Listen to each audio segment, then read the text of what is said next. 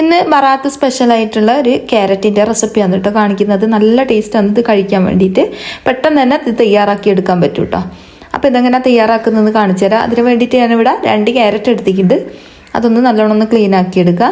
പിന്നെ നമ്മളെ വീഡിയോ കാണുന്നവർ വീഡിയോക്ക് മറന്നു പോകേണ്ട ഒരു ലൈക്ക് തരണം കേട്ടോ. അതുപോലെ തന്നെ ഷെയർ ചെയ്ത് കൊടുക്കുക.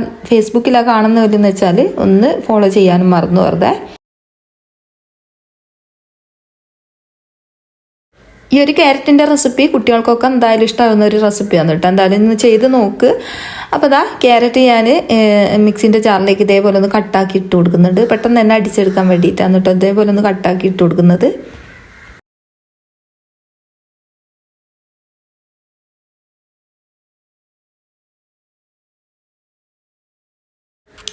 ഇനി ഞാൻ ക്യാരറ്റ് ഒന്ന് അടിച്ചെടുക്കുന്നുണ്ട്. ക്യാരറ്റ് ഇതേപോലെ അടിച്ചെടുത്തിട്ടുണ്ട്. ഇനി ഇതിലേക്ക് ഞാൻ 1.25 ഗ്ലാസ് അളവിൽ വെള്ളം ഒഴിച്ച് കൊടുക്കുന്നുണ്ട്. ഇതിലേക്ക് പാകത്തിനുള്ള ഉപ്പ് ചേർത്ത് കൊടുക്കുക. അതും കൂടി ചേർത്ത് കൊടുത്തതിന് ശേഷം നമുക്കിത് നല്ലോണം ഒന്ന് അടിച്ചെടുക്കാം. ഇപ്പം ഇതാ അവിടെ ഇവിടെ ഇങ്ങനെ കടിക്കാനുള്ള ഒരു പരുവത്തിന് നിന്നോട്ടെ, അത് കുഴപ്പമൊന്നുമില്ല കേട്ടോ. പിന്നെ ഇതാ നമ്മളൊരു പാനിലേക്ക് ഇത് ഒഴിച്ച് കൊടുക്കുന്നുണ്ട്. ഇതൊന്ന് തിളപ്പിച്ചെടുക്കണം കേട്ടോ നമുക്ക്.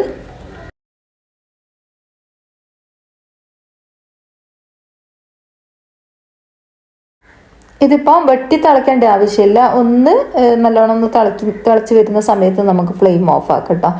കുറേ നേരം ഇങ്ങനെ തിളയ്ക്കേണ്ട ആവശ്യമില്ല. ഇതിലേക്ക് ഞാൻ 1.5 ടീസ്പൂണ് നല്ല നെയ്യും കൂടി ചേർത്ത് കൊടുത്തിട്ടുണ്ട്. കയ്യിലുണ്ടെങ്കിൽ ചേർത്ത് കൊടുക്കുക കേട്ടോ, നല്ല ടേസ്റ്റി ആയിരിക്കും. ക്യാരറ്റ് ഇവിടെ നല്ലോണം തിളച്ച് വന്നിട്ടുണ്ട്. ഇത്രയും മതിയാവും. ഇനി ഇത് നമുക്ക് ഫ്ലെയിം ഓഫ് ആക്കാം. ഇനി ഇതിലേക്ക് ഞാൻ പൊടി ചേർത്ത് കൊടുക്കുന്നുണ്ട്. അപ്പോൾ ഇതാ ഞാൻ നമ്മൾ ചായ കുടിക്കുന്ന ഗ്ലാസ്സില്ലേ, ആ ഒരു ഗ്ലാസ്സിന് 1.5 ഗ്ലാസ് അരിപ്പൊടിയാണ് എടുത്തത്. പാക്കറ്റ് പത്തിരിപ്പൊടിയാണ് കേട്ടോ എടുക്കുന്നത്. അത് ഇതിലേക്ക് ഇട്ട് കൊടുക്കുക.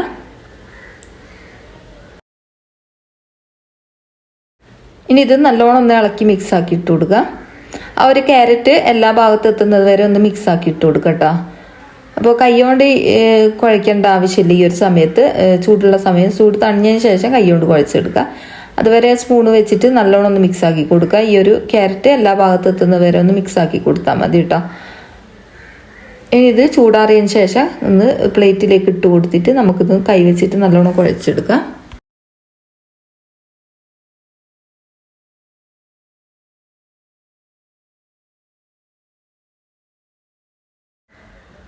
നമ്മളിപ്പോൾ ഇടിയപ്പത്തിനൊക്കെ കുഴയ്ക്കുന്നില്ലേ, അതുപോലെ തന്നെ നല്ലോണം കൈ വെച്ചിട്ട് തന്നെ കുഴച്ചെടുക്കാം. വെള്ളം കുറവാണെന്ന് വെച്ചാൽ കുറച്ച് ചൂടുവെള്ളം ഒഴിച്ച് കൊടുത്താൽ മതി കേട്ടോ. വെള്ളം കൂടുതലുണ്ടെങ്കിൽ നിങ്ങൾ കുറച്ച് പൊടി ഇട്ടിട്ട് കുഴച്ചാൽ മതിയാവും. അപ്പോൾ ഇതേപോലെ ഞാൻ കുഴച്ചെടുത്തിട്ടുണ്ട്. ഇത്രയും മതിയാവും. നല്ല സോഫ്റ്റ് ആക്കി തന്നെ കുഴച്ചെടുക്കാം കേട്ടോ. ഇനി നമുക്കിതിലേക്ക് സാബൂൻ അരിയാണ് വേണ്ടത്. സാബൂൻ അരി, ചവ്വരി എന്നൊക്കെ പറയും. അപ്പോൾ ഇതാണ് എടുത്തത്. നിങ്ങളെ കയ്യിൽ വലിയ സൈസാണെന്ന് വെച്ചാൽ അത് എടുക്കട്ടെ. ഇതിപ്പോൾ ചെറിയ സൈസാണ്. ഇനി ഇത് നമുക്ക് ഒന്ന് കുതിർത്ത് വെക്കാം. ഒരു 1/4 മണിക്കൂർ കുതിർത്ത് വെക്കാം കേട്ടോ.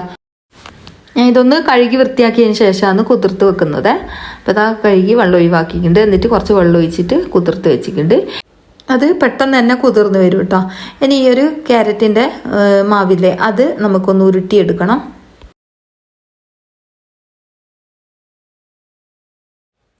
ഇതുപോലെ ചെറിയ ചെറിയ പിടി ഉണ്ടാക്കിയെടുക്കാം കേട്ടോ.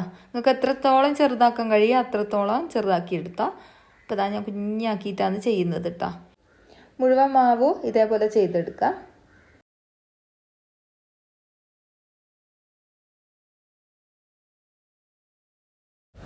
ഇത് മുഴുവനായിട്ട് നമ്മൾ ചെയ്തെടുത്തിട്ടുണ്ട്. അപ്പോൾ ഇത് നമുക്ക് ആവിയിൽ വേവിച്ചെടുക്കാം. ആവിയിൽ വേവിച്ചെടുക്കാം കേട്ടോ. അപ്പോൾ മൂടി വെച്ചിട്ട് ഞാൻ ഒരു 10 മിനിറ്റ് ആവി കയറ്റിയെടുത്തിട്ടുണ്ട്. ഇത്രയും മതിയാവും. ഇനി നമുക്ക് ഫ്ലെയിം ഓഫ് ആക്കാം. ഇത് പെട്ടെന്ന് തന്നെ വെന്ത് കിട്ടും കേട്ടോ. ഇനി ഒരു പാന് അടുപ്പിലേക്ക് വെച്ച് കൊടുത്തിട്ടുണ്ട്. അതിലേക്ക് നമ്മൾ കുതിർത്ത് വെച്ച ഈ ഒരു സാബൂൻ അരിയില്ലേ, ചവ്വരി എന്നൊക്കെ പറയും, അത് ഇതിലേക്ക് ഇട്ട് കൊടുക്കുക. എന്നിട്ട് ഇതിലേക്ക് കുറച്ചും കൂടി വെള്ളം ഒഴിച്ചിട്ട് നമുക്കിതൊന്ന് വേവിച്ചെടുക്കാം. അത് പെട്ടെന്ന് തന്നെ വെന്ത് കിട്ടും കേട്ടോ. അപ്പോൾ ഇത് ആദ്യം ഒന്ന് തിളച്ചതിന് ശേഷം ഒന്ന് ലോ ഫ്ലെയിമിൽ ഇട്ട് വെച്ചിട്ട് മൂടി വെച്ചാൽ മതി. പെട്ടെന്ന് തന്നെ വെന്ത് കിട്ടും. ഇടയിലൊന്ന് ഇളക്കി കൊടുക്കണം കേട്ടോ. പെട്ടെന്ന് തന്നെ അടി പോവും, ശ്രദ്ധിക്കണം. അപ്പോൾ മുഴുവനായിട്ട് ഇതിലേക്ക് ഇട്ട് കൊടുത്തിട്ടുണ്ട്. ഇതിലേക്ക് കുറച്ച് വെള്ളം മതി കേട്ടോ.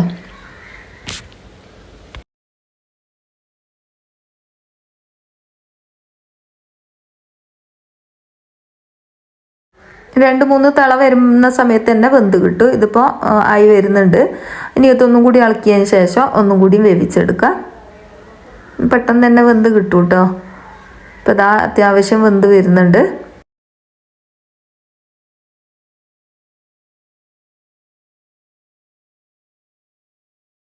ഒരു 5 മിനിറ്റ് കൊണ്ട് തന്നെ ഇത് വെന്ത് കിട്ടും കേട്ടോ. ഇതാ കണ്ടില്ലേ, ഇത് നല്ലോണം വെന്ത് വന്നിട്ടുണ്ട്. ഇത്രയും മതിയാവും. നമ്മൾ ഇടയിലൊന്ന് ഇളക്കി കൊടുത്തിനു കേട്ടോ. അപ്പോൾ ഇനിയിപ്പോൾ ഇതിലേക്ക് നമുക്ക് പാലാണ് ചേർത്ത് കൊടുക്കേണ്ടത്. ഞാനൊരു പാക്കറ്റ് പാൽ ഇതിലേക്ക് ചേർത്ത് കൊടുക്കുന്നുണ്ട്. പിന്നെ നിങ്ങൾക്ക് ആൾക്കനുസരിച്ച് സാധനങ്ങളൊക്കെ കൂട്ടിയും കുറച്ചൊക്കെ കൊടുക്കട്ടോ. ഞാനിപ്പം കുറഞ്ഞ അളവിലാണ് കാണിക്കുന്നത്. ഏകദേശം ഒരു 6 ആൾക്ക് 7 ആൾക്ക് കഴിക്കാനുള്ള ഒരു അളവിലാണ് കേട്ടോ ഇവിടെ കാണിക്കുന്നത്. അപ്പോൾ ആ പാലും കൂടി ഒഴിച്ച് കൊടുത്തിട്ട് നമുക്കിത് നല്ലോണം ഒന്ന് ഇളക്കി കൊടുക്കാം. പിന്നെ അത് ആ പാലിൻ്റെ അകത്തേക്ക് കുറച്ച് വെള്ളം ചേർത്ത് കൊടുത്തിട്ട് നമുക്ക് ഇതിലേക്ക് ഒഴിച്ച് കൊടുക്കണം കേട്ടോ. പാലിൻ്റെ പാക്കറ്റിൻ്റെ അകത്തേക്ക് കുറേയൊന്നും വേണ്ട, കുറച്ച് മാത്രം മതി. അതും കൂടി ഒഴിച്ചതിന് ശേഷം നമുക്ക് നല്ലോണം ഇളക്കി കൊടുക്കുക. ഇത് കുറച്ചും കൂടിയും കഴിഞ്ഞാൽ ഇത് നല്ലോണം കട്ടിയായിട്ട് വരും കേട്ടോ. സാബൂൻ അരിയല്ലേ, പെട്ടെന്ന് തന്നെ കട്ടിയായിട്ട് വരും. അപ്പോൾ ഇത് നല്ലോണം ഇളക്കി കൊടുത്ത് ഒന്ന് തിളപ്പിച്ചെടുക്കുക. ഇതിലേക്ക് ഞാൻ ഏലക്കയും കൂടിയും ചേർത്ത് കൊടുത്തിനു. പിന്നെ മധുരത്തിന് ആവശ്യമായിട്ടുള്ള പഞ്ചസാരയും കൂടി ചേർത്ത് കൊടുത്തി കേട്ടോ. ഓരോരുത്തർക്ക് എത്ര മധുരം വേണോ അത്രയും അളവിൽ പഞ്ചസാര ചേർത്ത് കൊടുക്കുക. ഇതിന് അത്യാവശ്യം മധുരം വേണം കേട്ടോ, എന്നാലാണ് ഈ ഒരു പായസത്തിന് ടേസ്റ്റ് ഉണ്ടാവുക. അപ്പോൾ അതാ മധുരം കൂടിയും ചേർത്ത് കൊടുത്തിട്ടുണ്ട്. ഒരു നുള്ളുപ്പും കൂടി ചേർത്ത് കൊടുത്തിട്ടുണ്ട്. എന്നിട്ട് അത് നല്ലോണം ഒന്ന് തിളച്ച് വന്നോട്ടെ. തിളയ്ക്കുന്നത് വരെ ഒന്ന് ഇളക്കി കൊടുക്കുക.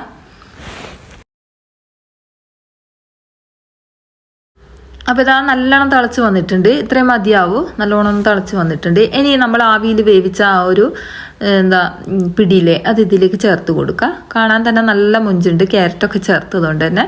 അപ്പോൾ അതാ അതും കൂടി ചേർത്ത് കൊടുത്തിട്ട് ഒന്നും കൂടി നല്ലോണം ഇളക്കി മിക്സ് ആക്കി കൊടുക്കുക. എന്നിട്ട് ലോ ഫ്ലെയിമിലിട്ടിട്ട് അങ്ങനെ ആ ഒരു പിടിൻ്റെ അകത്തേക്ക് ഈ ഒരു പാല് ചേരുന്നത് വരെ നമ്മളൊന്ന് മിക്സ് ആക്കി കൊടുക്കുക കേട്ടോ.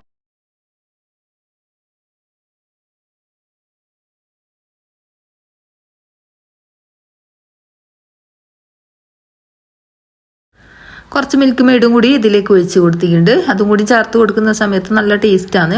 അപ്പോൾ അതും കൂടി ചേർത്ത് കൊടുക്കുക. അതുണ്ടെങ്കിൽ ചേർത്ത് കൊടുത്താൽ മതി. പാലായത് കൊണ്ട് തന്നെ പാല് മാത്രം മതിയാവും. എന്നാലും ഇതും കൂടി ടേസ്റ്റാണ്. ഇതും കൂടി ചേർത്ത് കൊടുത്താൽ കേട്ടോ. ഇനി ഒരു പാനിലേക്ക് ഞാൻ കുറച്ച് നല്ല നെയ്യ് ചേർത്ത് കൊടുത്തിട്ടുണ്ട്.